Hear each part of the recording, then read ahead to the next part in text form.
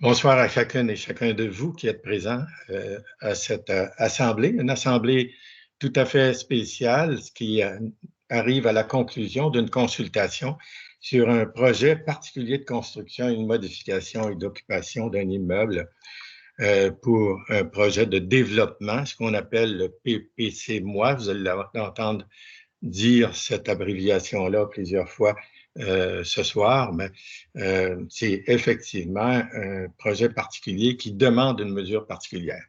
Donc, vous êtes en présence de personnes qui sont, bien sûr, devant vous à l'écran, qui sont membres du conseil municipal et membres aussi de notre haute direction. Alors, moi, mon nom, c'est Yves Lessard, je suis maire de Saint-Basile-le-Grand, donc je suis d'abord accompagné des conseillères et des conseillers. Alors, au district numéro 1, je vais vous demander de vous présenter. Oui, bonsoir, Josée Laforêt. Je suis responsable des dossiers de sécurité, comité de circulation et des dossiers de loisirs. District numéro 2. Oui, bonsoir, Lynne-Marie Lorrain. Je suis responsable des dossiers d'urbanisme et d'aménagement. Et avec Josée Laforêt, je siège aussi au comité consultatif du plan d'action envers les personnes handicapées. District numéro 3. Oui, Denis Vézina, je suis responsable du comité développement durable et je siège également au comité consultatif de la famille. Merci. Alors, district numéro 4. Oui, bonsoir. Mon nom est Richard Pelletier. Alors, je suis responsable des dossiers d'infrastructure immeubles, travaux publics. Je participe également au comité des finances, responsable des dossiers de ressources humaines, et je siège sur les deux régies de l'eau et des eaux usées qui nous desservent. Merci. District numéro 5. Oui, bonsoir. Moi, mon nom, c'est Guy Lacroix. Donc, district 5, ce sont mes responsabilités. Merci. Alors, au district numéro 6, c'est M. Émile Henry qui était absent pour des raisons professionnelles, qui a le dossier jeunes et aînés aussi. Donc, et j'ai deux autres personnes, comme vous l'indiquez un peu plus tôt, qui sont nos fonctionnaires. D'abord, notre greffière, alors, Madame Marie-Christine Lefebvre. Bonsoir. Et notre directeur général, M. Jean-Marie Beaupré. Bonsoir.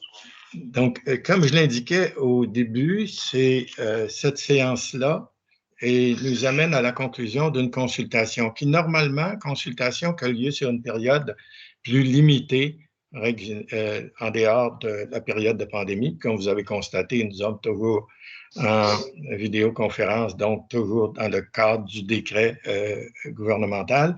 Donc, au lieu d'avoir une consultation pour un tel projet dans l'espace d'un seul soir, on dire la loi, qui le décret, nous amène à tenir une consultation sur une base de 15 jours, c'est donc dire 2 semaines, où les gens peuvent nous faire parvenir leur opinion en ce qui concerne le projet qui est en cause ici, c'est donc dire le projet sur les lots de la montée des Trinitaires.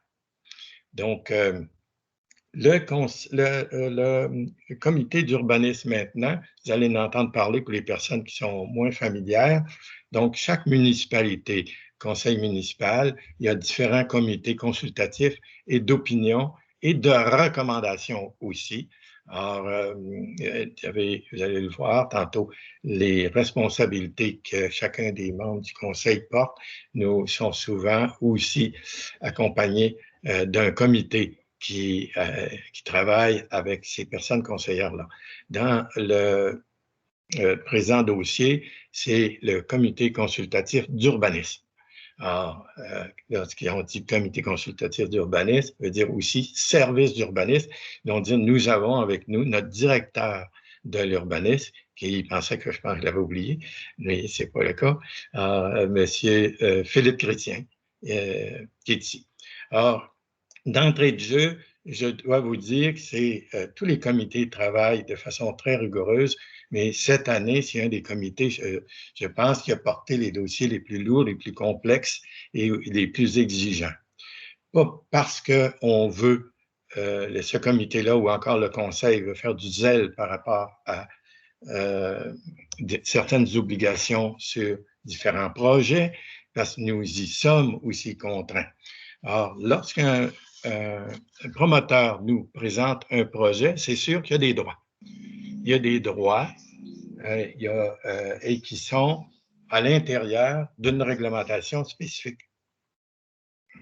Il arrive que le droit d'un promoteur pour un projet particulier fait en sorte qu'ils viennent confronter, par exemple, les lignes directrices du conseil municipal ou encore de la réglementation qui nous est impartie, soit par la CMM, le PEMAD, ou encore une réglementation gouvernementale provinciale, ou tout simplement aussi en accord avec le développement régional où on doit le soumettre à la MRC. C'est vous dire que nous ne sommes pas tenus seulement qu'à une réglementation interne, mais nous sommes subordonnés aussi à une réglementation plus large.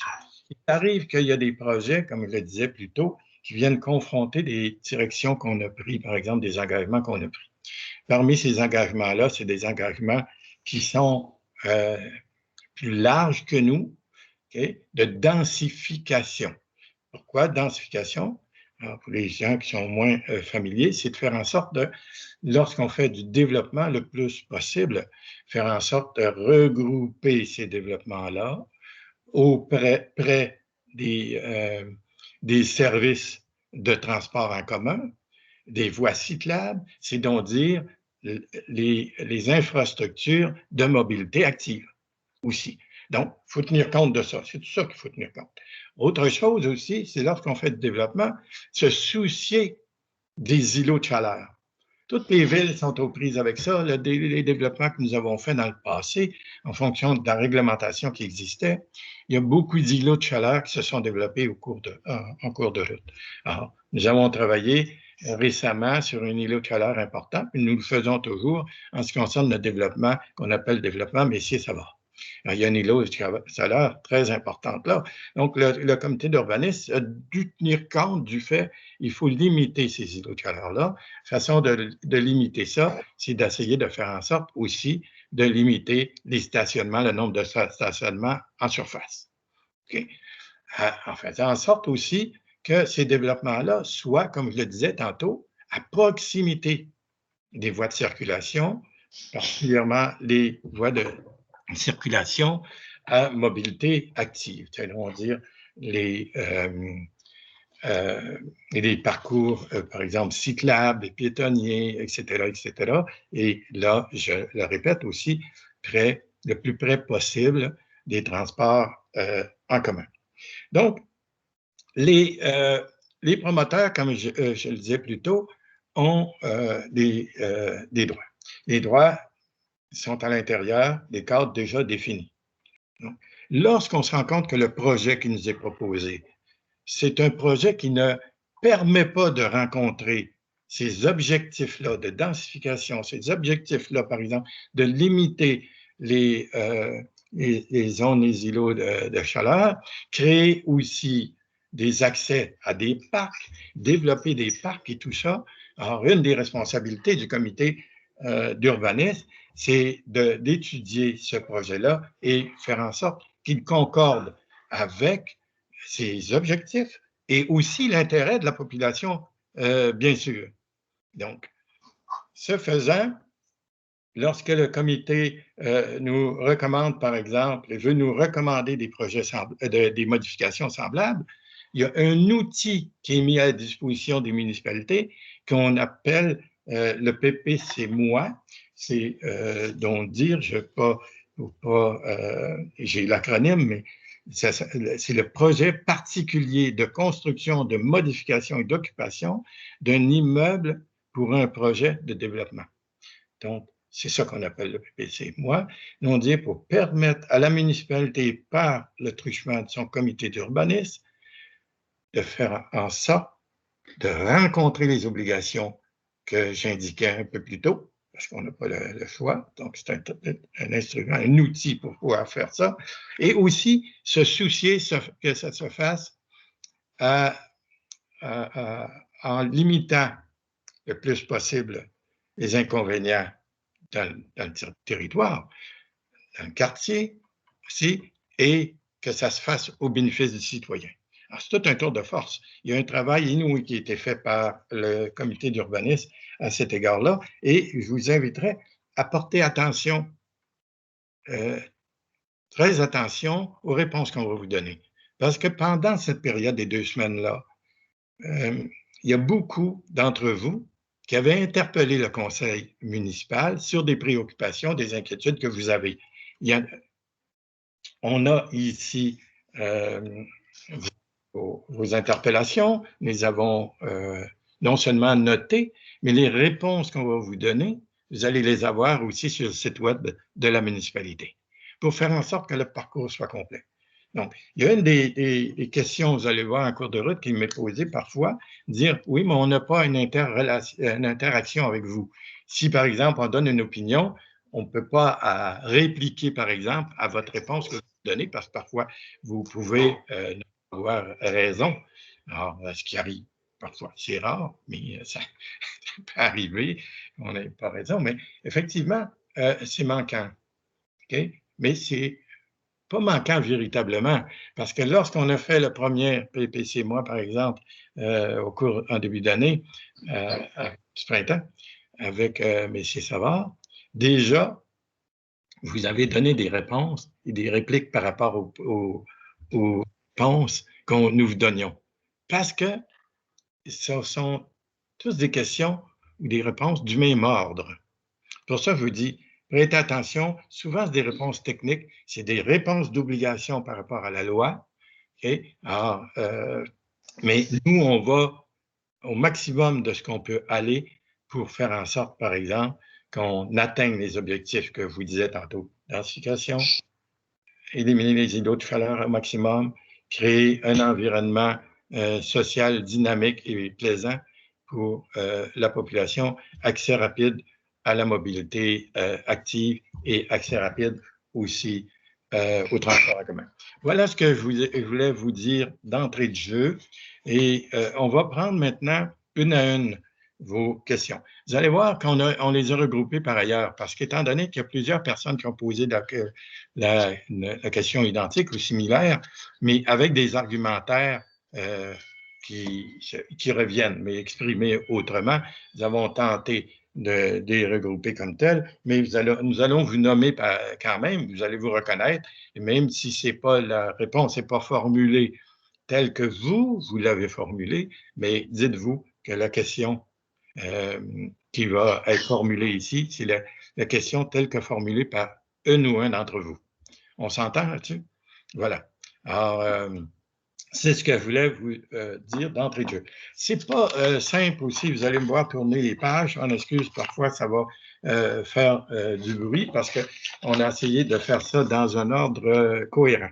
Il y a des personnes parmi notre conseil municipal qui vont être plus interpellées, c'est bien sûr, vous avez l'habitude, Mme Lynne-Marie Lorrain et M. Richard Pelletier, qui sont tous les deux membres du comité d'urbanisme nécessairement, qui ont participé à ces travaux-là. Je rappelle qu'il y a aussi, en plus des 2 personnes conseillères, à ce comité d'urbanisme-là, c'est 8 personnes citoyennes. On a-tu c'est 8 ou 6? 6. Pardon? 6. 6. Moi, je me te mêlais parce qu'avec vous deux, ça fait. Donc, 6 personnes citoyennes qui sont là, en plus de nos 2 personnes conseillères municipales, notre directeur de l'urbanisme comme tel et participe aussi aux travaux, souvent, fois aussi, d'autres personnes de notre administration, c'est donc de nos fonctionnaires qui participent à ces travaux-là. Or, il n'y a rien là-dedans qui est improvisé. Tout est fait avec le plus grand souci. Il y a une chose, je pense, qu'il faut tenter de dissiper, puis que je trouve parfois malheureuse, je pense que c'est humain. Parfois, on nous prête des intentions par rapport à une forme de favoritisme ou d'intérêt. Il n'y a personne qui a un intérêt personnel là-dedans. Il n'y a personne qui a un intérêt personnel là-dedans, autre qu'un intérêt citoyen. Et dites-vous que l'intérêt citoyen prime surtout. Alors, au même titre que vous, comme citoyennes et citoyens, on souhaite que les décisions qu'on prend soient les meilleures. Voilà. Donc, on va débuter par un gros morceau, c'est donc dire par une réponse qui est plus costaude aussi. Alors, je vais un peu descendre ça. Il y a des personnes les mêmes personnes parfois nous interpellent sur plusieurs sujets. Donc, vous allez voir à l'occasion revenir le même nom sur différents sujets. C'est leur droit parce que lorsqu'ils nous ont écrit, ces personnes-là, ils ont écrit, ils ont énuméré un certain nombre de sujets. Donc, on les a en fait regroupés, par exemple, comme le sujet de la typologie, la hauteur, la densité, la quiétude, l'intimité des citoyens et tout ça. C'est un sujet. Vous allez voir d'autres sujets aussi au fur et à mesure qu'on va progresser. Donc, voilà. Cette entrée en matière étant faite, première question. C'est une question à plusieurs volets. Nous avons tenté de faire en sorte, un peu comme ça se fait par exemple un animateur de télévision, de radio, dire courte question, courte réponse, courte question. Il n'y a pas de courte question, de courte réponse là-dedans. Donc, c'est pour ça, je vais étayer l'ensemble des questions et les questions qui sont regroupées parce que j'en ai 6 pages du même modèle, donc exprimées autrement, donc sont regroupées sur une page, mais les personnes qui nous ont interpellés sont les suivantes. C'est Mme Lison Blanchette, Mme Caroline Lemay, M. Stéphane Marcoux, Mme Hélène Nadeau, M. Éric J. Hughes, M. Rémi Turcotte, Mme Véronique Davio, M. Marc et qui a piloté même une pétition de 20 citoyens avec des arguments très bien étayés. Hein. C'est apprécié, on vous en remercie. Chaque intervention, on vous en remercie parce que ça nous ramène à réexaminer les questions que vous soulevez pour être bien sûr que tout est pris en compte. De même que Mme Stéphanie Gagnon et M. Benoît Sévigné. Donc, ces personnes-là nous interpellent sur la typologie, hauteur et densité, la quiétude et intimité. Ça se résume comme suit, comme je vous disais tantôt. Alors, je vous fais grâce à peu près de 4 ou 5 pages. On va le résumer de la façon suivante. On nous dit le projet d'habitation de 24 maisons sur la rue des Trinitaires simplifierait qu'au lieu d'un voisin arrière, je vais me retrouver avec 24 voisins. Cela signifie une perte de tranquillité et d'intimité, c'est pourquoi j'avais acheté une maison. C'est Mme Lison Blanchette qui nous interpelle de cette façon-là. Une autre personne dit « Je suis resté bouche bée lorsque mon voisin m'a dit qu'il s'agissait de condos à 2 étages. Okay? Qu'est-ce qu'on fait de ma quiétude? Des bâtiments, une autre personne dit des bâtiments de 2 étages, 24 nouveaux voisins dans ma cour à 2 étages, en plus perpendiculaire à la rue, donc obstruction totale. J'aimerais bien savoir la marge de recul du dernier bâtiment vers la rue Normandie. Quand j'ai acheté mon terrain sur la rue Normandie, un des plus gros intérêts était justement l'urbanisme cohérent des voisins arrière, la distance et un étage avec des arbres à profusion qui créent une belle intimité.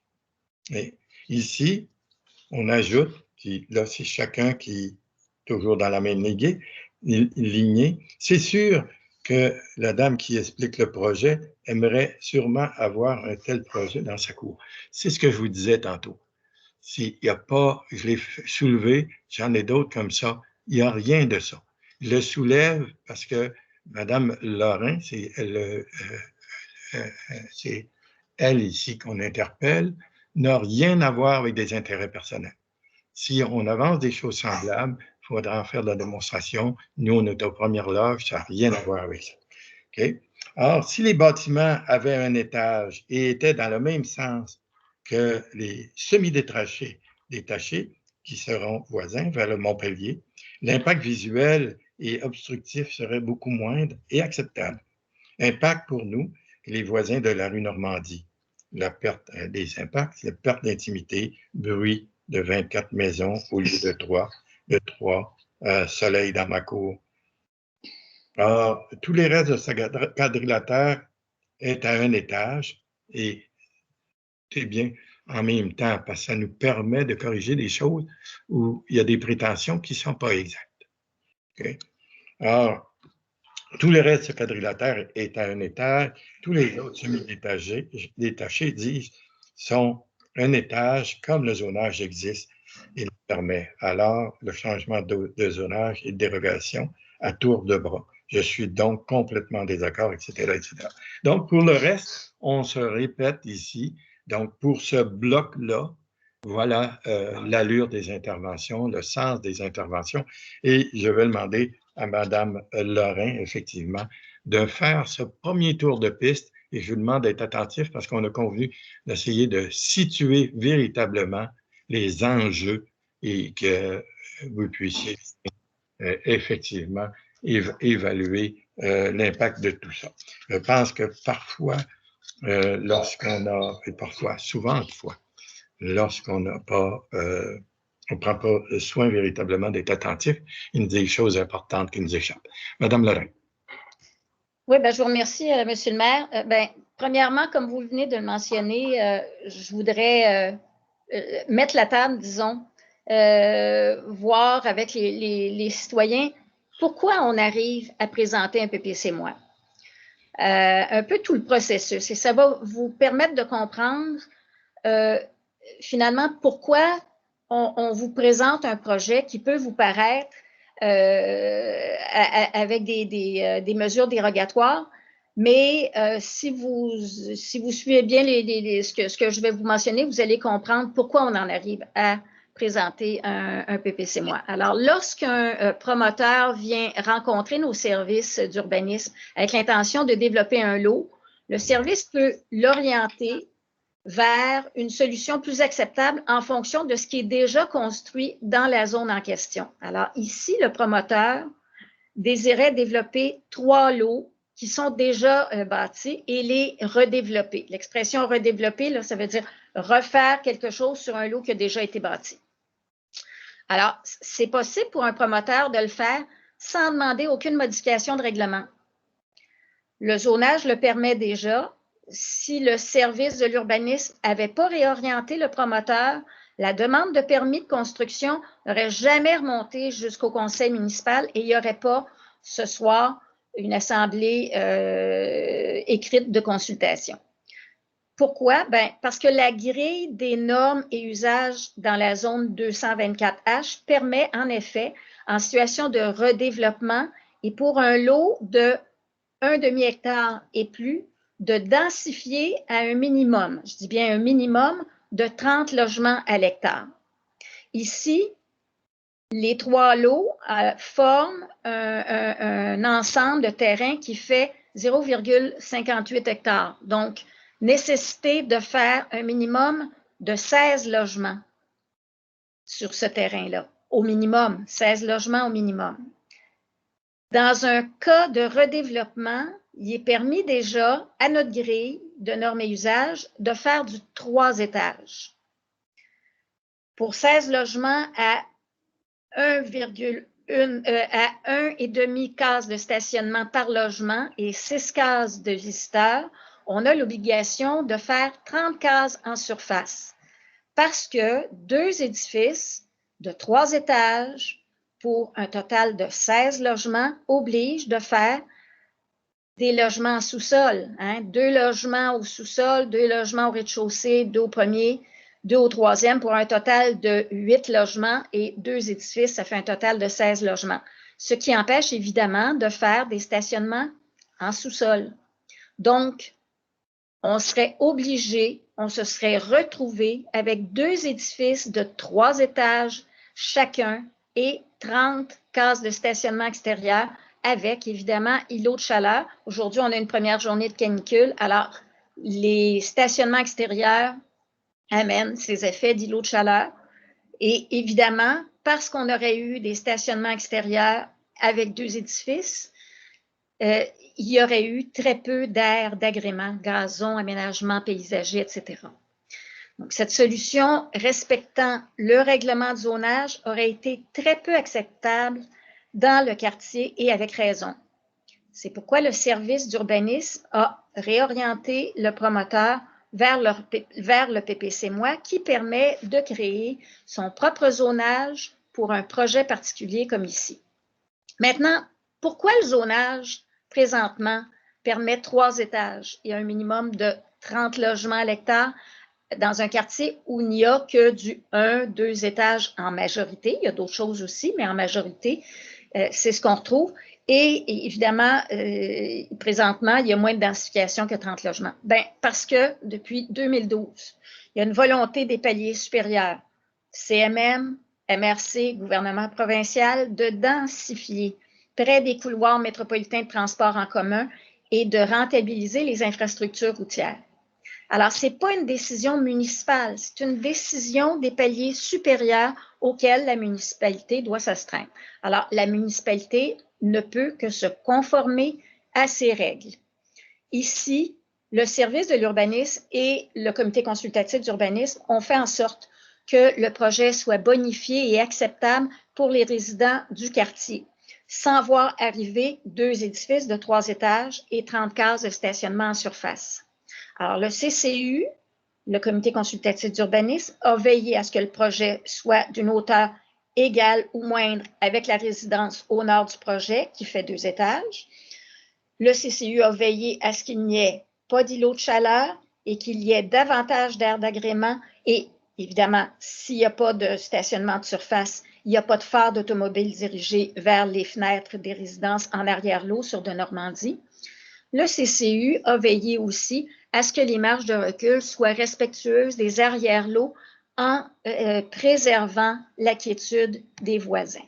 Alors, ça, je vous dirais que je mets la table un peu par rapport à tout ce qui va suivre et j'aimerais que si les citoyens peuvent garder en mémoire le fait qu'il y a des décisions qui sont prises à des paliers supérieurs et on n'a pas le choix que de s'y astreindre. Alors, pour répondre aux questions de Mme Blanchette, de Mme Lemay, etc., alors, dans le voisinage immédiat du site, on retrouve plusieurs, ce qu'on appelle typologies d'habitation, donc différentes habitations allant de 1 étage à des bâtiments multifamiliaux de 3 étages. Alors, au coin de Roland-Chagnon, vous avez des multifamiliaux 3 étages, vous avez du unifamilial 1 étage, vous avez, je pense, au 123 et au 121 des cottages, donc 2 étages. Vous avez aussi au 131 Trinitaire et au 133 Trinitaire, vous avez un projet intégré de copropriété unifamiliale, des maisons en rangée. Donc, la hauteur proposée est en conformité avec la réglementation actuelle de la zone 124H, soit une hauteur en étage maximale de 2 étages. Le projet, on pense, s'harmonise avec la typologie du projet voisin existant, donc le 131 Trinitaire, et avec la hauteur des maisons unifamiliales isolées de type cottage qui sont situées au nord du projet. La marge de recul entre les derniers bâtiments qui seraient construits vers l'arrière et la ligne de terrain vers la rue de Normandie est de 12,02 mètres, 39 pieds. Donc, ça, c'est au niveau de la ligne de terrain. Ce n'est pas d'une bâtisse à l'autre. Il est faux de mentionner que l'ensemble du secteur possède des immeubles d'1 étage seulement. Les maisons directement adjacentes sont des cottages de 2 étages. De plus, des bâtiments multifamiliaux de 3 étages sont situés directement devant le projet. Le règlement permet déjà de faire des immeubles de 4 à 8 logements. Vous allez me voir boire souvent parce qu'il y a beaucoup de textes. Alors, de 4 à 8 logements de 3 étages ou des maisons unifamiliales de 2 étages. D'ailleurs, si vous possédez une maison unifamiliale isolée et que vous désiriez ajouter 1 étage de plus à votre résidence, vous respecteriez le règlement de zonage dans votre zone présentement. le type de construction est d'ailleurs obligatoire lorsqu'il s'agit d'un projet de redéveloppement de plus de 0,5 hectares, comme je l'ai expliqué tantôt, et c'est le cas dans ce projet. Maintenant, il est important de mentionner que les règles sur la densité minimale à respecter sont établies par les paliers supérieurs, comme je l'ai mentionné, gouvernement québécois, CMM, MRC, dans leurs outils de planification respectifs. Alors, les orientations gouvernementales, le PEMAD, le schéma d'aménagement, tout ça nous dicte, nous oblige à densifier en milieu urbain. Par effet de concordance à ces outils de planification, la ville de Saint-Basile-le-Grand doit transposer une densité minimale dans sa réglementation d'urbanisme. Dans ce cas-ci, une densité minimale de 30 logements à l'hectare s'applique à tout projet de cette nature. Alors, il n'est pas à l'avantage de la ville ni des citoyens adjacents que le promoteur développe selon le zonage en vigueur pour cette zone. Comme je vous l'ai mentionné, le propriétaire, s'il suivait le règlement de zonage, aurait l'obligation de faire une densité minimale de 30 logements à l'hectare et des immeubles de 4 à 8 logements construits sur 3 étages. Il devrait donc faire 2 immeubles de 8 logements de 3 étages chacun avec 24 stationnements extérieurs. Donc, on a une obligation de 1,5 cases à cet endroit-là. Donc, 16 logements plus 8, ça fait 24. Donc, 24 stationnements extérieurs puisque le sous-sol serait occupé par des logements. Alors, la Ville a donc orienté le promoteur vers un projet qui s'harmonise mieux au secteur adjacent et maximise les espaces verts et les aires d'agrément du projet. Parce qu'évidemment, s'il n'y avait que du stationnement extérieur, difficulté de faire des aménagements paysagers ou de planter des arbres. Donc, le projet respecte totalement le plan d'urbanisme en vigueur de la Ville.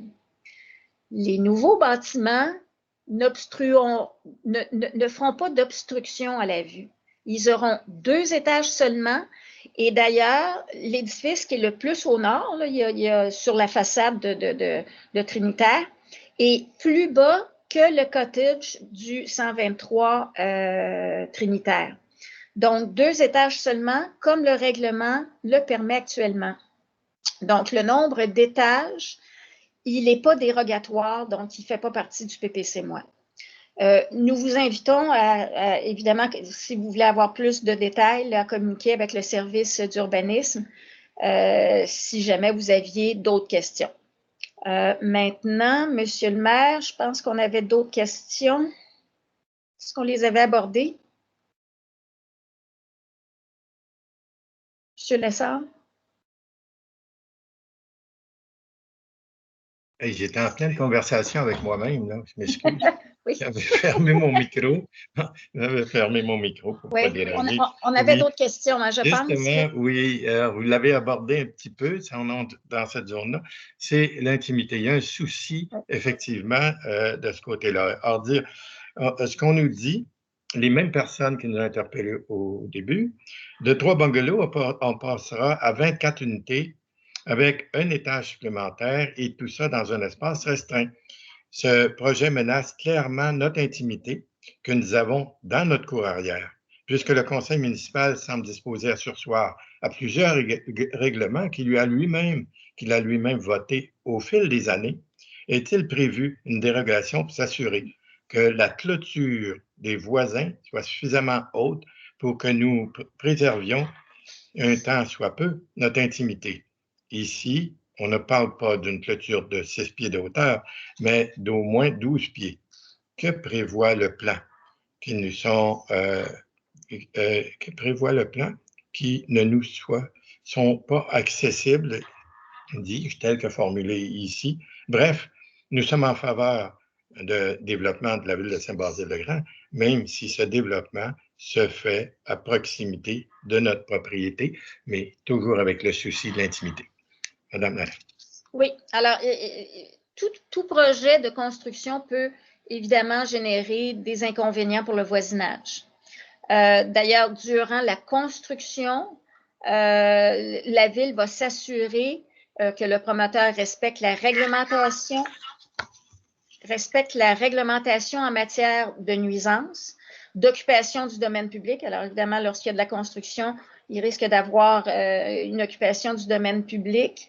Donc, la Ville va être vraiment très attentive à ce que les nuisances soient contrôlées ici. Si le promoteur cause des dommages aux propriétés voisines, il est de sa responsabilité de réparer le préjudice en vertu du Code civil du Québec, comme tout litige entre deux propriétaires privés. Maintenant, pour ce qui est de la clôture. Alors, évidemment, aucune dérogation n'est prévue pour une hauteur d'une clôture au-delà de ce qui est permis. D'ailleurs, les terrasses du projet, là, elles vont être placées au niveau du sol. Donc, la situation n'est pas différente entre le nouveau projet par rapport à ce qu'il y a présentement. Je mentionnerai encore les 2 cottages qui sont au nord du projet prévu. Évidemment, lorsqu'on est au 2e étage d'un cottage, on peut voir dans la cour du voisin à l'arrière, là, sur de Normandie. Donc, on ne voit pas en quoi une clôture de 12 pieds serait plus nécessaire à cet endroit-là qu'au niveau des 2 cottages qui sont déjà construits, par exemple. Ou partout dans la ville où il y a des maisons unifamiliales isolées de 2 étages et où on peut, évidemment, si on regarde par la fenêtre, voir dans la cour de son voisin. D'accord. Merci, Mme Lorrain. Alors, on va vous donner un petit répit. Merci. Le prochain bloc, c'est l'abattage d'arbres. C'est M. Vézina qui va y répondre. Donc, les questions nous sont posées par M. Stéphane Marcoux, Mme Hélène Nadeau, M. Marc Desfossés, toujours le monsieur qui a, dans sa pétition, il avait mis aussi l'abattage d'arbres. Comme je le disais au début, on les a regroupés. Parfois, la même personne va poser les mêmes questions les unes les autres. Et de même que Mme Stéphanie Gagnon et M. Benoît Sévigné. Alors, ce qu'il est dit, et ça résume plusieurs questions dans ce sens-là, il y a beaucoup d'arbres sur ces 3 terrains qui seront sans doute tous coupés, disent-ils. Est-ce qu'il y a des exigences aux promoteurs à ce sujet? Première question. OK. Maintenant, l'argumentaire, la destruction du milieu naturel établi sur ces 3 terrains sera pour nous inacceptable pendant des années. Il était formellement interdit de couper des arbres sur nos terrains sans obtenir une autorisation à la Ville. De plus, toutes nos propriétés deviendront beaucoup moins attrayantes aux yeux d'acheteurs potentiels puisque les arbres matures, les oiseaux, la lumière et la vue que nous jouissons actuellement nous seront retirés. Si c'est le cas, quelles seront nos compensations? Alors, M. Vézina. Oui, merci, M. le maire. Écoutez, au moment où on se parle, il n'y a aucun arbre qui va être coupé chez les propriétaires des limitrophes au projet. Là. Donc, c'est sûr que dans tous les projets de construction comme ça, ça nécessite toujours d'abattre quelques arbres, des fois plus, malheureusement, qu'on voudrait. Fait que dans le cas de ce projet-là, effectivement, certains arbres vont être abattus.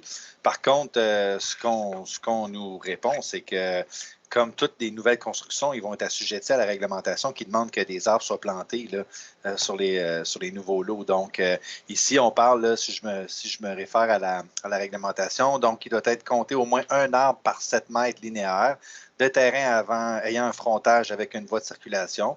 Les arbres doivent être plantés à un minimum de 1 mètre et à un maximum de 15 mètres les uns des autres. Et ils doivent évidemment respecter le 1,5 mètre de la voie publique. Mais moi, j'ai envie de répondre que tous ces terrains-là, tous les terrains qu'on a bâtis à Saint-Basile, particulièrement dans les vieux quartiers, c'est tous des terrains où est-ce qu'on n'en avait pas d'armature, puis le temps passé a fait son œuvre, puis les arbres ont poussé. Là. Ça va être un peu le même principe avec ces projets-là. Les arbres vont être plantés, puis le temps va faire son œuvre, puis on va reverdir les quartiers. Puis si vous allez moindrement un peu à la montagne, puis vous regardez Saint-Basile du haut, bien, vous les voyez, les nouveaux quartiers, puis les vieux quartiers. Puis, qu'est-ce que vous voulez? La nature suit son cours, puis les arbres poussent. Fait que ça fait partie du processus, même si ça heurte un peu au visuel. avec le temps, ben, ça revient, ces choses-là. Donc, ça serait la réponse que j'aurais pour les citoyens, M. le maire. Merci, M. Vézina. L'autre thème, c'est la sécurité. Alors, M. Marcoux, Stéphane Marcoux, M. Patrick Romano, Marc Desfossés, monsieur qui a fait la pétition aussi, c'était un des items aussi dans sa pétition, la sécurité. Alors, ce qu'on nous dit, il ne faut pas oublier la garderie en face, le parc et l'école primaire à proximité, où il y a des enfants qui circulent constamment. Il y a une piste cyclable juste devant la montée des Trinitaires. C'est également le parcours scolaire qu'empruntent les enfants pour aller à l'école de la Mosaïque. Leur sécurité sera compromise à la sortie du stationnement, vu le volume des véhicules. Madame Laforêt, c'est vous qui allez répondre? Oui. Alors, merci, M. le maire. Alors, c'est une question sensible. À chaque fois qu'on parle de la sécurité de nos enfants, là, c'est toujours, ça vient nous chercher, puis c'est très légitime comme question. Par contre, je voudrais rassurer les gens ici que le projet, là, il présente aucun danger pour la sécurité des piétons, ni même des résidents du secteur. Il faut savoir qu'actuellement, il y a 3 entrées charretières. On va tomber avec une seule entrée. Alors, nous, on est convaincus que la sécurité des piétons et des résidents du secteur, ils seront pas compromis en aucun moment, là. Alors, voilà, M. le maire. Merci, Madame Laforêt. Alors, Madame Lorrain, votre congé n'aura pas été long, je pense que c'est vous à nouveau. Donc, les personnes qui nous interpellent sur la typologie, on dit la densité, c'est Mme Audrey Daigneault et M. Marc Desfossés, le monsieur des 20 pétitions, ou aussi la pétition des 20 citoyens, c'est-à-dire. Alors, il dit, je trouve dommage que la ville privilégie des projets de construction intégrés au détriment des maisons unifamiliales. Depuis la dernière année, il est difficile de trouver une maison. J'en ai été témoin moi-même l'an dernier. Heureusement, nous avons fini par trouver dans la zone 121H. Je serais curieux de voir quel est le ratio de maisons unifamiliales comparé aux condos, projets intégrés, qui ont été construits dans la dernière année. Avec la venue du projet Saint-Basile sur le parc, des condos, nous allons en avoir. Je crois qu'il faut protéger nos terrains pour la construction unifamiliale.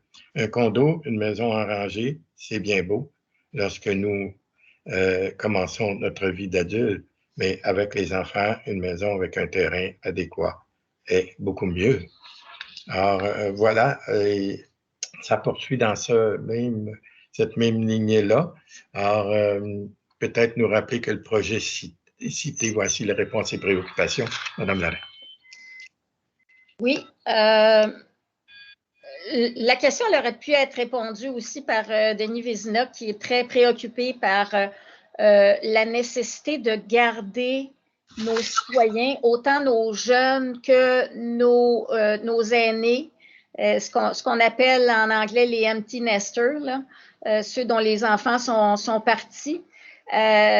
Présentement, à Saint-Basile-le-Grand, le parc de maisons unifamiliales isolées représente 80% de tout ce qu'on a comme résidence. Donc, il y a de la maison unifamiliale isolée à Saint-Basile-le-Grand.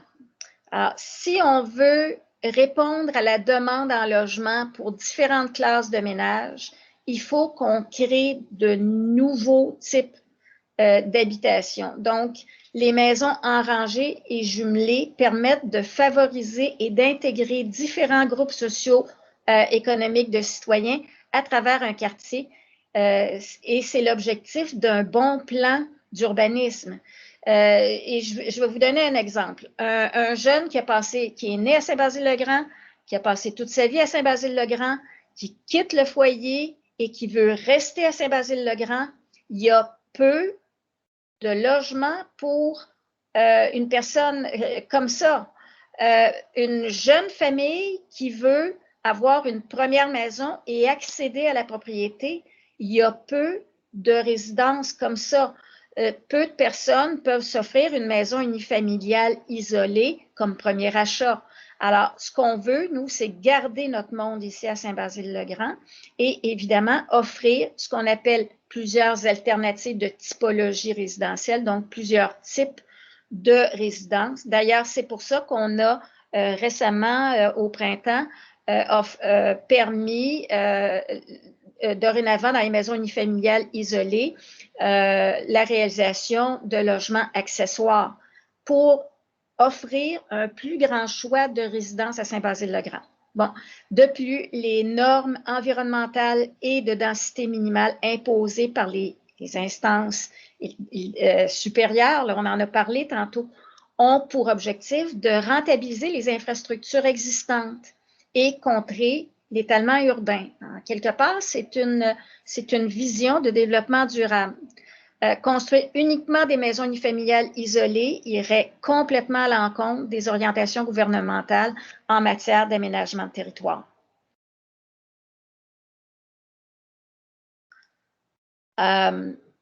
Maintenant, pour compléter la réponse, alors il ne s'agit pas d'un changement de zonage, là, on l'a mentionné tantôt, il s'agit d'un projet particulier de construction, de modification ou d'occupation d'un immeuble, parce que si on avait changé le zonage, votre lot aurait été affecté. Toute la zone 124H aurait été affectée. Alors ici, on vient essentiellement zoner pour le projet avec des mesures particulières au projet. Alors, dans ce cas-ci, la Ville a choisi d'utiliser l'outil réglementaire afin de ne pas modifier les usages dans l'ensemble de la zone ou des dispositions qui s'appliqueraient à l'ensemble du territoire. Alors, tel que mentionné, dans le voisinage immédiat du site, on retrouve plusieurs types d'habitations, ce qu'on appelle typologie d'habitation. Alors, il y a un étage, il y a des édifices multifamiliaux de 3 étages aussi. La hauteur proposée est en conformité avec la réglementation actuelle, donc ça ne fait pas partie du PPCMA au niveau de la hauteur. Il y a une hauteur en étage maximal de 2 pour ce projet-là. C'est déjà permis à notre grille de normes et usages. Le projet proposé s'harmonise avec ce qui est déjà construit. Il y a de l'unifamilial en copropriété au 131 et au 133 Trinitaire et avec la hauteur des maisons unifamiliales isolées de type cottage adjacentes qui sont du côté nord du projet. Le règlement exige qu'un minimum de 75 %. Je ne sais pas si on avait exposé cette question-là, Monsieur le maire, au niveau des dérogations. Est-ce que vous voulez poser la question davantage? Monsieur le maire, votre micro. Je m'excuse, je le ferme pour ne pas faire de... OK. Alors, je m'apprêtais justement à vous signifier que la question des matériaux a été soulevée effectivement par les mêmes personnes, Mme Blanchette, M. Bonne, Mme Vicky Majot aussi, Nicolas Aubé et M. Desfossés. Donc, c'est important de nommer les personnes pour savoir qu'on a pris en compte effectivement leurs questions. Alors, on dit pourquoi le Conseil autorise-t-il autant de dérogations? Par exemple, acceptons de déroger aux exigences relatives à la qualité des matériaux. Alors, pourquoi? Pourquoi diminuer les exigences si l'on souhaite un développement durable pour notre ville? De surcroît, on nous dit le projet actuel se fera au détriment des citoyens et leur qualité de vie. Il n'y a absolument aucun bénéfice pour eux et la dérogation au règlement d'urbanisme demandée pour ce projet sont inacceptables. Dans le cas présent, plusieurs des critères d'évaluation du PPCMA ne sont pas respectés. Alors ça, matériaux et plusieurs critères, il faudrait voir lesquels pour devant les matériaux, s'il y a des critères qui ne sont pas respectés. En somme, nous demandons à ce que le projet soit revu dans son intégralité afin qu'il s'harmonise avec le reste du quartier, tel que prévu au plan d'urbanisme. Ça, vous y avez répondu en partie, mais je pense que c'est important d'y revenir effectivement, parce que c'est un souci de l'harmonisation architecturale là. Alors, qui s'harmonise, il s'intègre au reste du voisinage de façon à ne pas causer préjudice aux citoyens actuels. Voilà pour ces deux préoccupations-là. Écoutez, la citoyenne mentionne, on voudrait que le projet soit revu dans sa totalité. Je pense qu'on a bien expliqué ici que si on utilise un PPCMA, c'est parce que si on y allait avec la réglementation présente, le résultat ne serait vraiment pas intéressant pour les citoyens qui habitent déjà le quartier.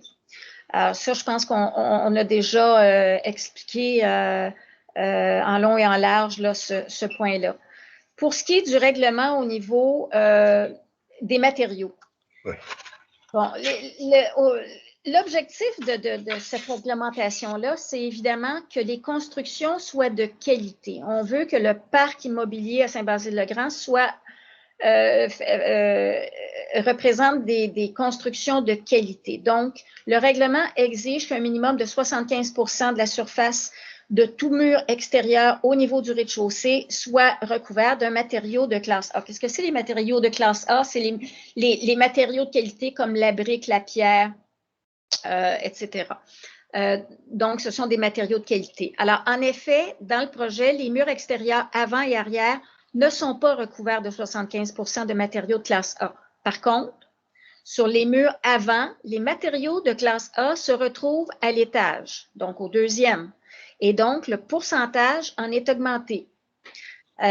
Cet aspect dérogatoire est aussi atténué par la présence d'un pourcentage qui dépasse 95% de maçonnerie sur les murs latéraux du rez-de-chaussée. Donc, on a fait la part des choses. Donc, à certains endroits, on n'atteint pas le 75%, mais à d'autres, on atteint beaucoup plus que le 75%. Je m'excuse. Pardon.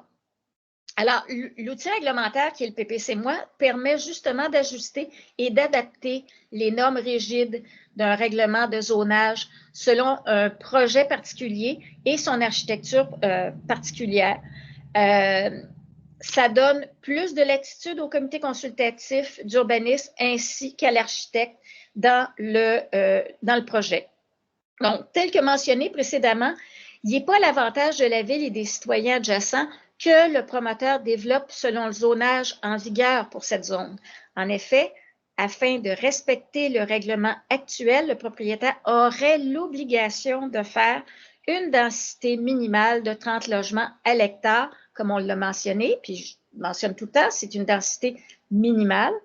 Alors, donc, ce serait des immeubles de 4 à 8 logements construits sur 3 étages. On devrait donc faire 2 immeubles de 8 logements de 3 étages chacun, avec 24 stationnements extérieurs, puisque le sous-sol serait occupé par des logements. Alors, la ville a donc orienté le promoteur, comme on l'a mentionné déjà, vers un projet qui s'harmonise mieux avec le secteur adjacent et qui maximise aussi les espaces verts, les aires d'agrément du projet, plutôt que d'avoir un très grand parc de stationnement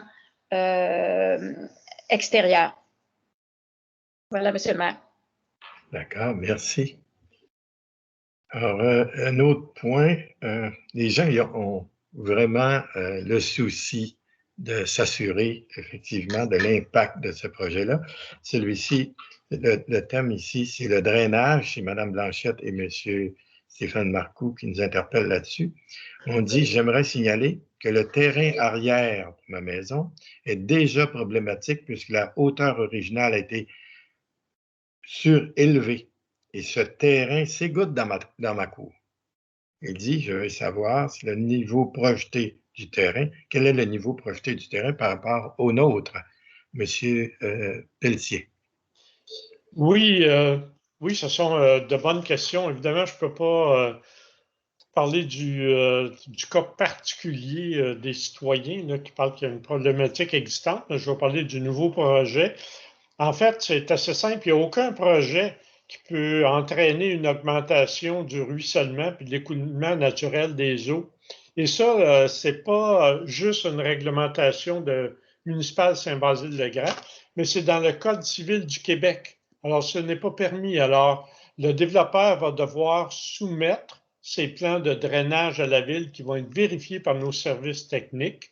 Et on va s'assurer que c'est réalisé suivant les règles.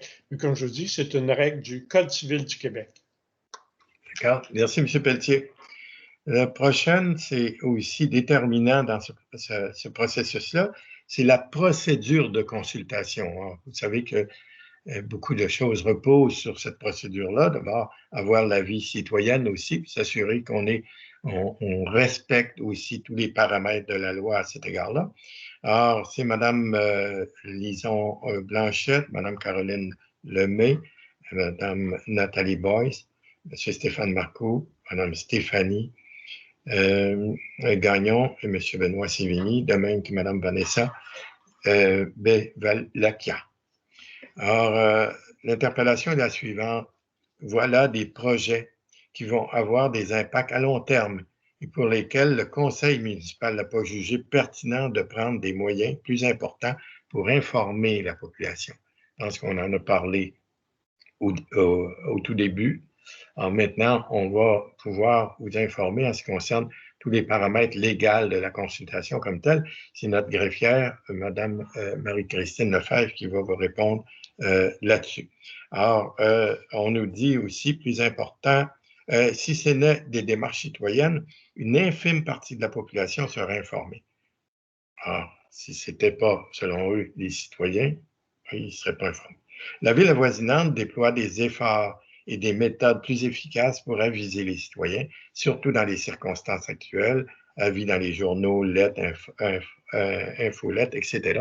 Alors, avant que Mme Lefebvre prenne la parole, parce qu'elle va nous amener plus en détail réglementaire, toutes les villes sont régies par les mêmes obligations de consultation et le même processus de consultation.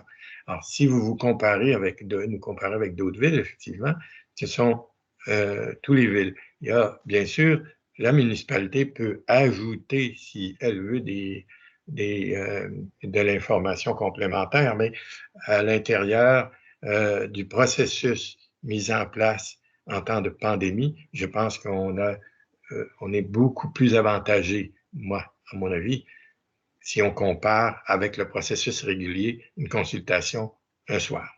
Donc, pour tout le processus réglementaire, Mme Lefebvre.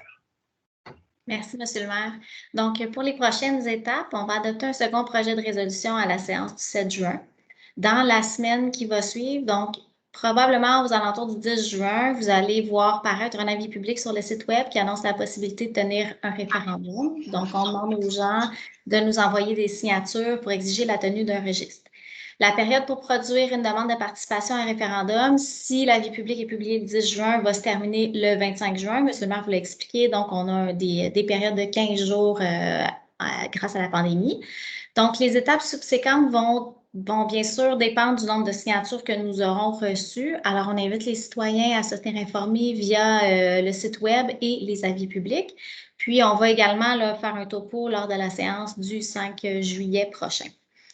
En matière de la LAU, de la loi sur l'aménagement et l'urbanisme, et du règlement U290 relatif au PPC-MOI, il y a une affiche couleur qui devait être apposée sur un contreplaqué d'au moins 60 cm de haut par 120 cm de large et d'une épaisseur d'au moins 1,25 cm pour illustrer le projet.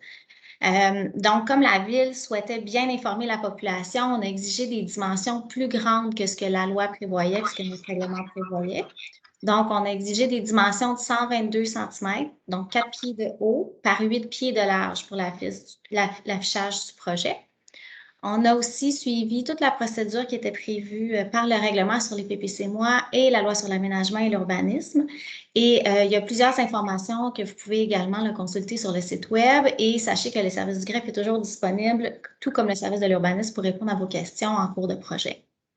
La loi sur l'aménagement et l'urbanisme, comme M. le maire l'expliquait, prévoit normalement une seule soirée de consultation publique. Ça a normalement lieu les soirs de séance en présentiel. Donc, avec les mesures sanitaires en vigueur, la consultation publique a été remplacée par une consultation écrite de 15 jours. Donc, elle s'est terminée le 21 mai. Et cette exception, dans le fond, donne davantage de temps aux citoyens pour pouvoir se prononcer. Puis, ça permet de poser des questions par écrit aussi. Donc, on considère, nous aussi, qu'il y a un net avantage par rapport à la situation qui prévaut normalement.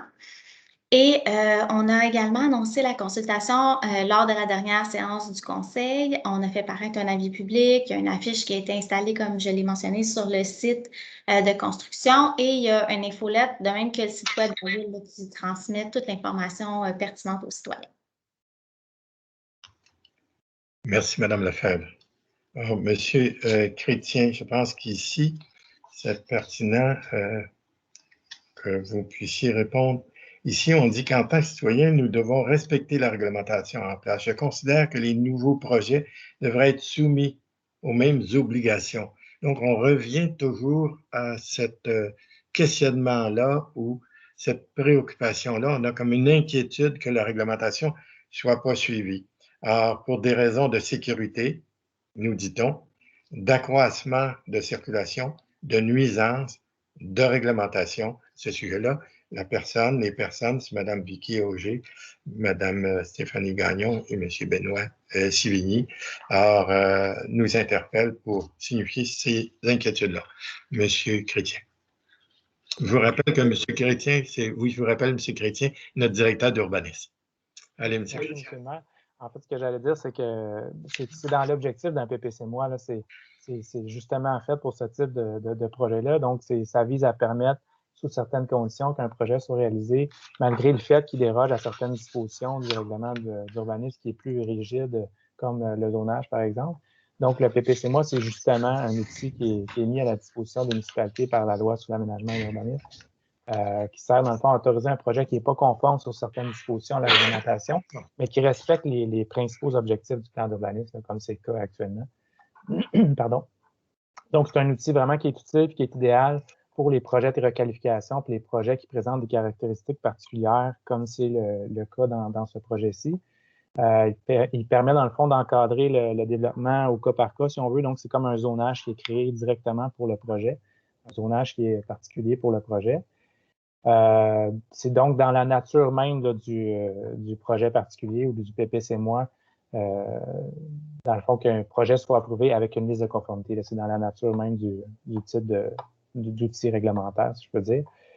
Donc, le nouveau zonage en tant que tel est rattaché au projet lui-même et non à toute la zone, un peu comme Mme Lorrain l'expliquait tantôt, là, plutôt que de modifier la réglementation sur l'ensemble de la zone, mais c'est un zonage qui est particulier au projet, donc ça évite de modifier l'ensemble de la réglementation qui s'appliquerait à plusieurs propriétés.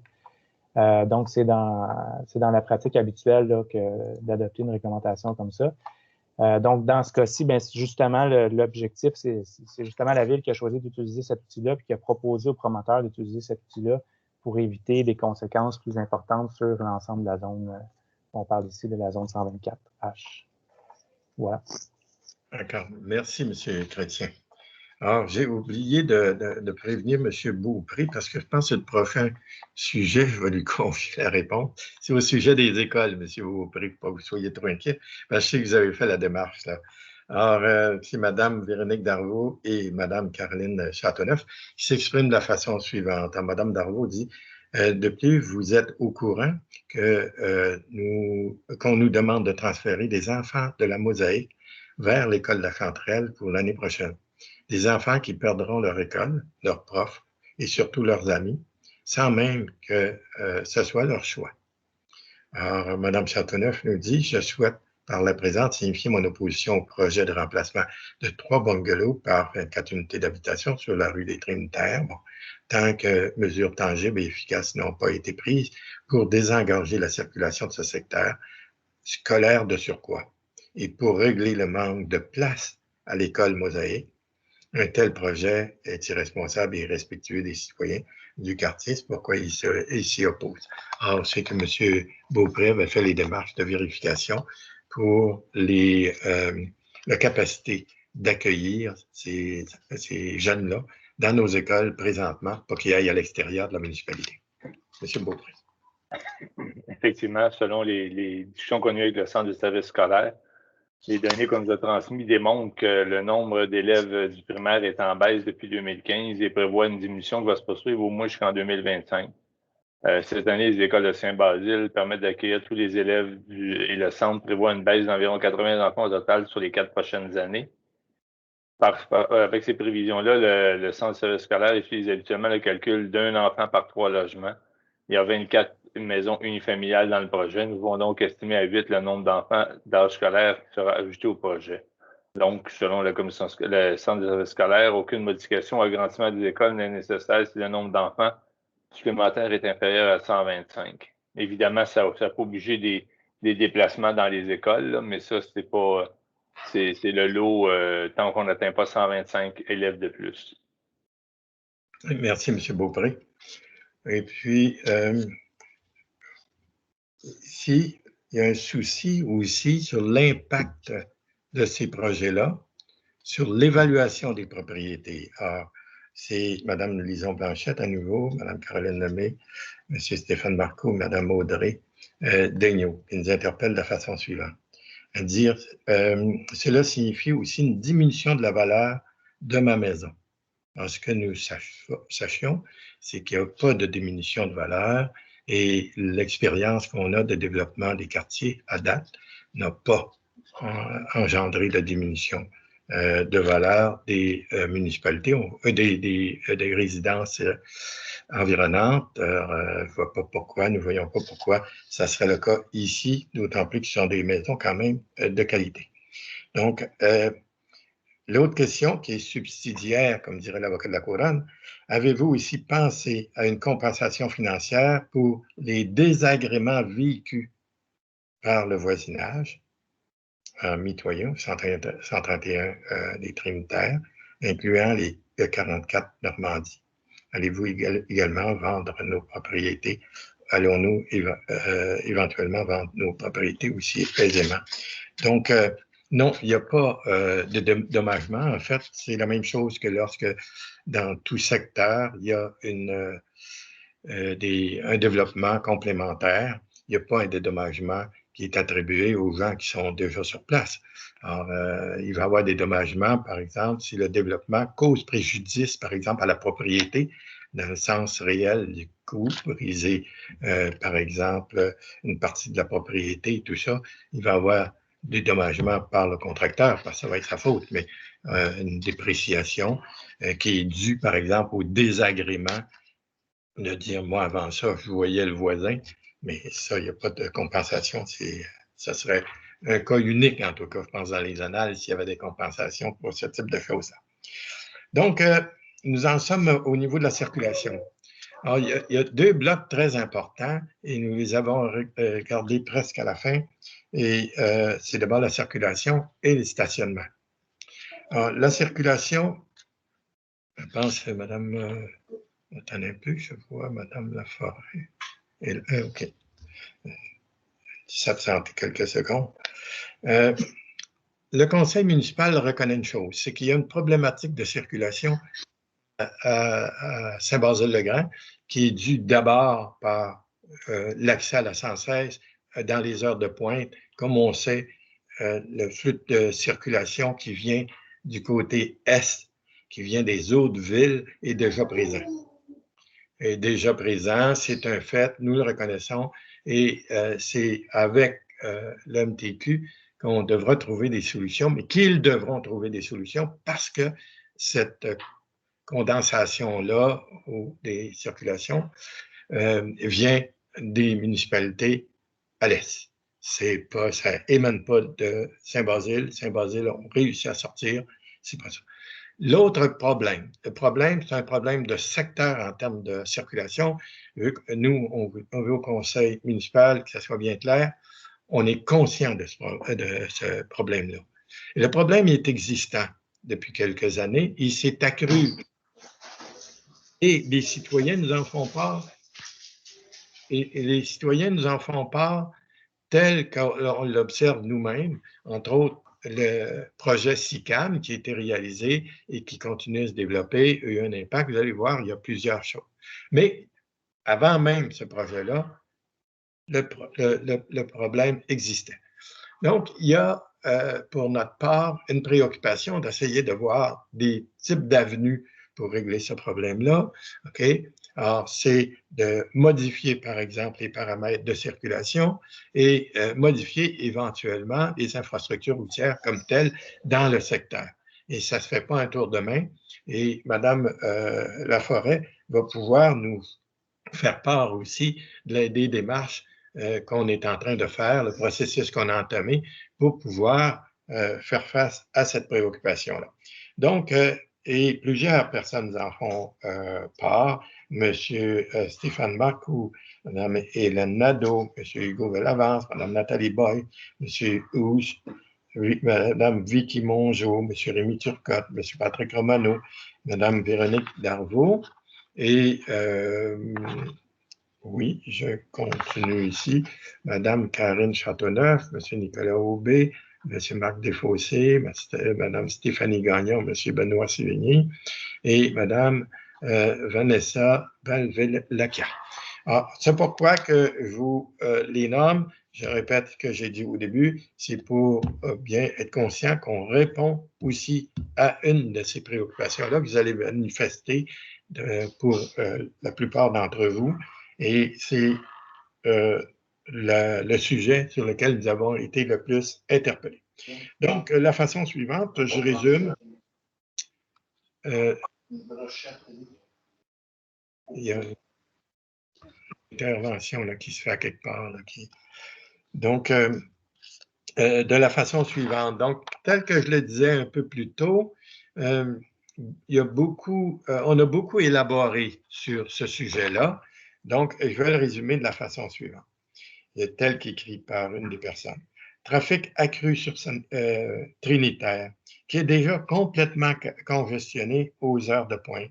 C'est déjà le bordel. Dû à la congestion, peut-être pourriez penser à enlever la piste cyclable ou un trottoir d'un côté afin d'élargir la rue. L'impact pour nous, les voisins de la rue Normandie, trafic accru sur Trinitaire qui est déjà complètement congestionné aux heures de pointe, etc., etc. Donc, on revient comme ça constamment. Donc, c'est sur quelques pages. Alors, c'est pourquoi j'ai demandé à Mme Laforêt, effectivement, de faire le point là-dessus pour savoir où on va avec tout ça. Alors, merci, M. le maire. En effet, la problématique sur la montée des Trinitaires, elle est connue. Le comité de circulation a déjà été saisi de cette situation-là, comme la situation sur le rang des vins. Et d'ailleurs, c'est une priorité que le conseil municipal a donnée au comité de circulation, c'est-à-dire d'adresser des questions déjà existantes. Alors, il y a une étude de circulation qui va être en cours, qui est en cours en ce moment. On va avoir les résultats sous peu. Par contre, le comité a déjà commencé ses réflexions, fait qu'on ne perd pas de temps, on avance dans le dossier. Il va y avoir plusieurs mesures correctives. Il va y en avoir à court terme qu'on va voir là, même prochainement qui vont arriver. Ensuite, on va avoir des mesures à moyen et long terme plus structurantes pour pouvoir venir alléger la situation. Mais ce n'est pas la venue de ces deux PPC-là, celui de Trinitaire et celui de la rue Champagne, qui fait en sorte que ça vient faire déborder le vase. Le vase, il débordait déjà. Alors, la venue de ces deux nouveaux projets-là, on parle d'une cinquantaine de véhicules à peu près.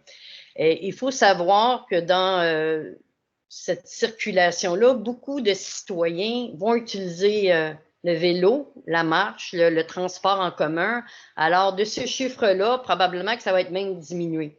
Mais il faut être conscient que le projet, ces deux projets-là, c'est pas ça qui vient faire le problème sur la montée des Trinitaires. C'est une problématique qui est répandue du côté nord.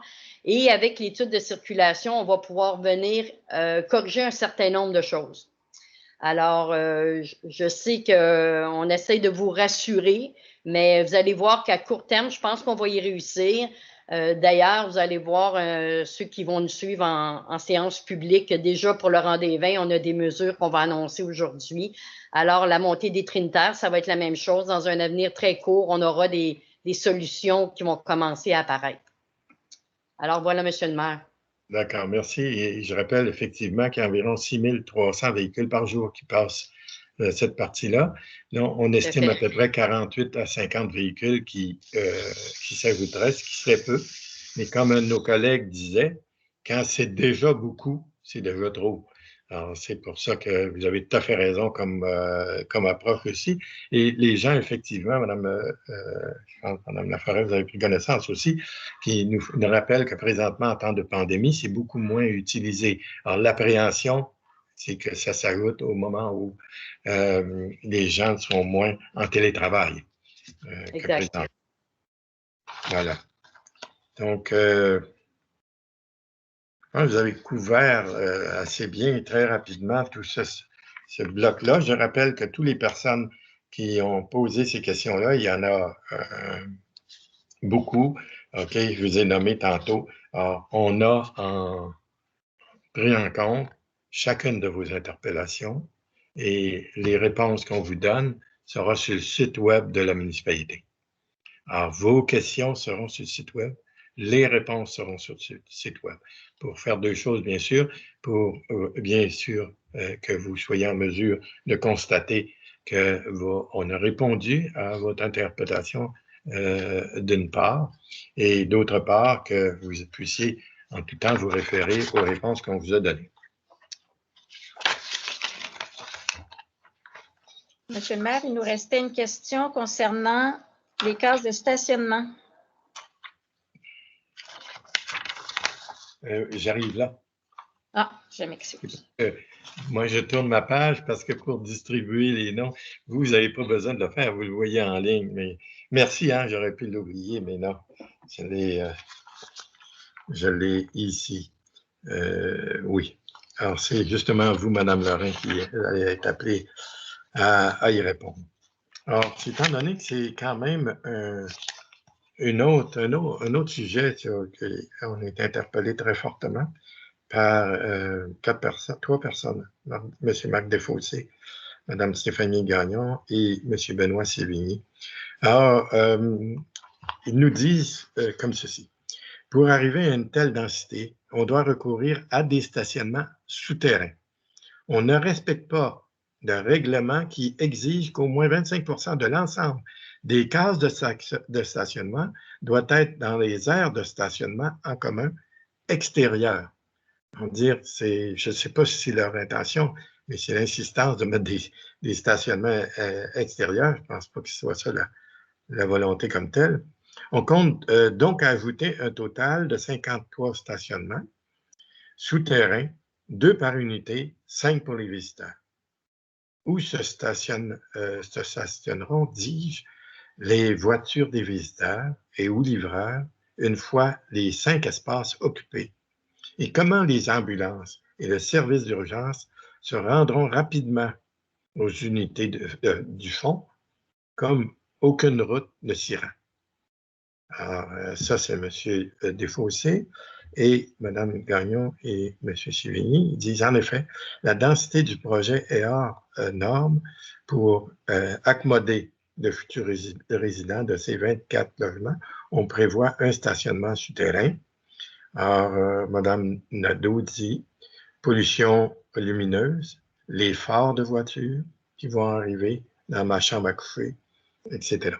Alors, on a pensé à beaucoup de choses, effectivement, ici. C'est des préoccupations qui sont tout à fait légitimes. Et Mme Lorrain, je sais que le comité d'urbanisme a non seulement regardé ça, mais il a fait des recommandations pertinentes au Conseil à cet égard-là. C'est à vous.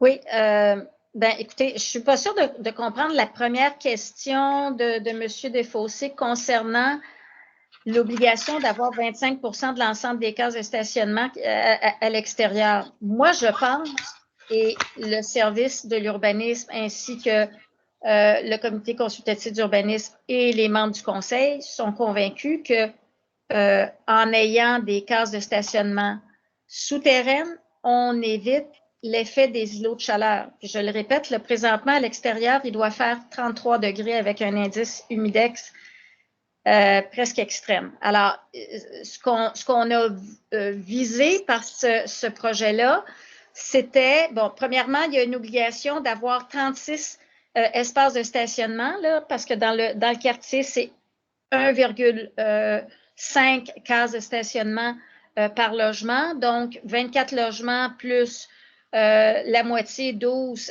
ça fait 36. Donc, 36 cases de stationnement obligatoires selon notre règlement, et plus 6 stationnements cases visiteurs, ce qui fait un total de 42.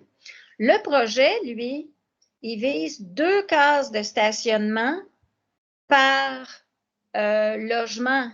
Donc, on a 24 logements, donc 48 cases de stationnement. Donc, c'est plus que ce qui est demandé au règlement de zonage présentement.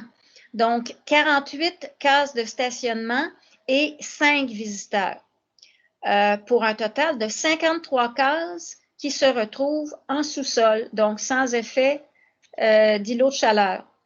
Donc, le promoteur, il va au-delà de ce qui est demandé comme nombre de cases requises et on n'anticipe donc pas de problème de stationnement sur rue. Maintenant, l'aménagement d'un stationnement souterrain, c'est beaucoup plus en respect avec le développement durable, comme je le mentionnais, que des cases hors sol, qui auraient pour effet d'accentuer le phénomène d'îlot de chaleur. Le projet de maison unifamiliale se démarque par cet apport grandement bénéfique des futurs occupants, mais aussi du voisinage pour les espaces verts qui seront visibles de part et d'autre du projet. Pour ce qui est de la citoyenne qui craint les phares, et c'est peut-être quelqu'un qui habite sur la rue de Normandie, il faut penser que lorsque les citoyens, les occupants de ces édifices entreront par l'entrée charretière qui est située entre les deux édifices les plus près de Trinitaire. Donc, ils vont accéder à l'entrée charretière. Donc, à cet endroit-là, il n'y a pas de phare qui va pouvoir nuire aux maisons qui sont situées sur de Normandie. Et comme ce ne sera pas un stationnement hors sol, il n'y aura pas à toute heure du jour ou de la nuit des mouvements de voitures avec des phares allumés qui vont pointer vers la rue de Normandie. Donc, ça, c'est un point qui avait été réfléchi par le CCU. Pour ce qui est du service d'urgence, ben, je ne sais pas si José veut répondre parce que c'est davantage au niveau de la sécurité où je peux le faire. Comme tu veux. Bon, alors, écoutez, les services d'urgence, les livreurs, ils vont pouvoir également stationner dans l'entrée charretière du stationnement souterrain, parce qu'évidemment, ce sont des visites exceptionnelles. Puis, pour ce qui est des livraisons, mais ce sont des livraisons de courte durée. Donc, on ne voit pas non plus cette possibilité de stationner sur rue. On pense que l'ensemble des stationnements seront... Bien, évidemment, l'ensemble des stationnements vont être souterrains. C'est donc impossible, comme je le mentionnais tantôt, que les phares créent de la pollution lumineuse. Voilà, monsieur le maire. D'accord, merci beaucoup. Madame Lorrain, merci à chacune de vous. On est à la dernière question. Alors, je pense bien que j'ai couvert tout. Alors, c'est une question qui concerne effectivement le plan d'implantation. Donc, c'est une question qui nous vient aussi de M. Stéphane Marcoux, Mme Audrey Dagneau, Mme Stéphanie Gagnon et M. Benoît Sévigny, mais plus particulièrement, celui qui a développé le plus, c'est M. Stéphane Marcoux. Est-ce possible, dit-il, de consulter le plan d'implantation des bâtiments et même d'en avoir une copie électronique? À l'Assemblée de lundi, c'était pas clair, il semble y avoir 2 plans différents. Nous aimerions voir ces plans pour constater l'implantation des bâtiments, surtout le dernier bâtiment qui serait parallèle à la rue Normandie et la ligne de recul avec nos terrains.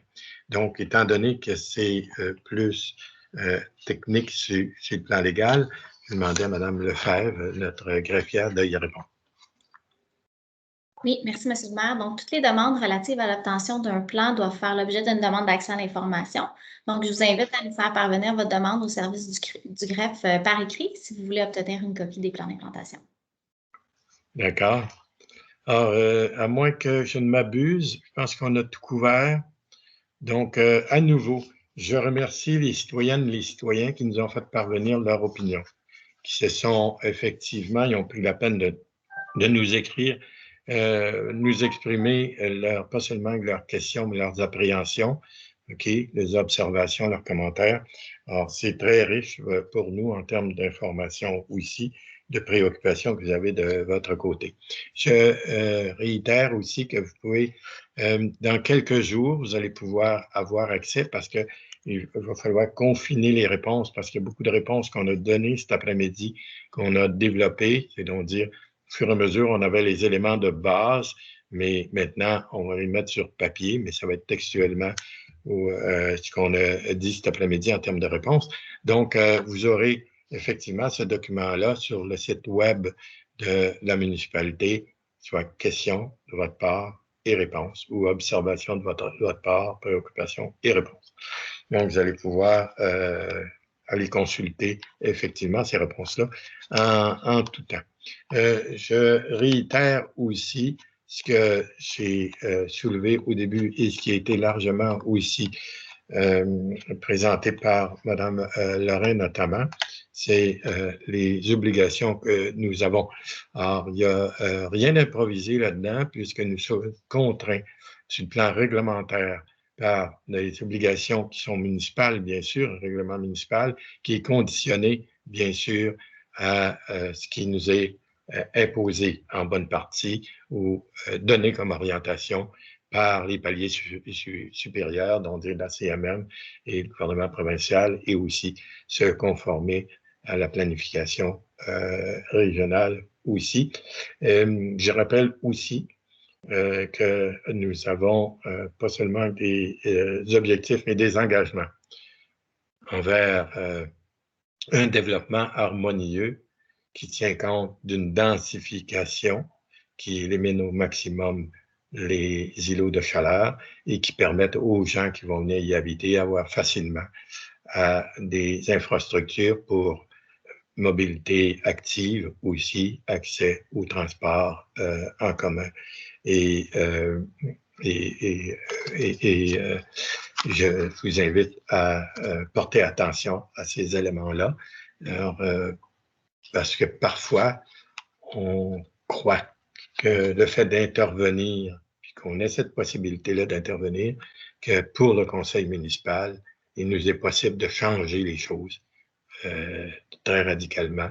Notre responsabilité, c'est de se conformer à ces obligations-là que je viens de vous expliquer et du mieux de notre connaissance, vous les expliquer et ce que nous avons fait aujourd'hui. Or, je remercie mes collègues du conseil municipal, de même que M. Chrétien, le directeur des services du service d'urbanisme, Mme Lefebvre, notre greffière, et M. Beaupré de nous avoir accompagnés pour ce projet-là. Merci infiniment et bonne soirée.